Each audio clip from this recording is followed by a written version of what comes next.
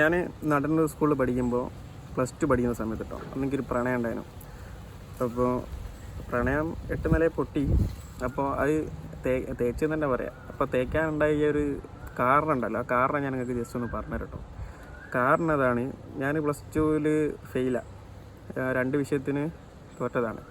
അപ്പോൾ തോറ്റ വിവരം ഓളറിഞ്ഞിട്ടോ. അപ്പോൾ തോറ്റ വിവരം ഓളറിഞ്ഞപ്പോൾ ഓളെന്നോട് പറഞ്ഞ്, എനിക്ക് +2 തോറ്റതിനെ കൊണ്ട് ഗവൺമെൻറ് ജോലിയൊന്നും കിട്ടൂല, അതുകൊണ്ട് ചിലപ്പം എൻ്റെ വീട്ടുകാർ ഇത് സമ്മതിക്കുന്നുണ്ടാവില്ല, ഇങ്ങനത്തെ +2 തോറ്റല്ലേ, അതുകൊണ്ട് ഇനിയിപ്പം വീട്ടുകാർ സമ്മതിക്കില്ല, അതുകൊണ്ട് എനിക്കൊരു ജോലിയൊന്നും കിട്ടാത്തത് കൊണ്ട് ഇത് മുന്നോട്ട് പോരാന്ന് പറഞ്ഞിട്ടാണ് കാരണം പറഞ്ഞ് പോയത് കേട്ടോ. അപ്പോൾ എനിക്ക് ഓള് അത് പറഞ്ഞു പോകാനെന്നെങ്കിൽ യാതൊരു വിഷമമില്ല, ആകെ സ്വാഭാവികമല്ലേ, അങ്ങനെയാണല്ലോ. പക്ഷേങ്കിൽ എനിക്ക് ഏറ്റവും കൂടുതൽ കൊണ്ടതെന്ന് വെച്ചാൽ ഞാൻ ആ +2 തോറ്റ് എന്നെ കൊണ്ട് എന്നുള്ളൊരു ലെവലായല്ലോ, ഈ ഒരു ലെവലിലായിരുന്നു സംസാരം. അതന്നെയാണ് പറഞ്ഞതും.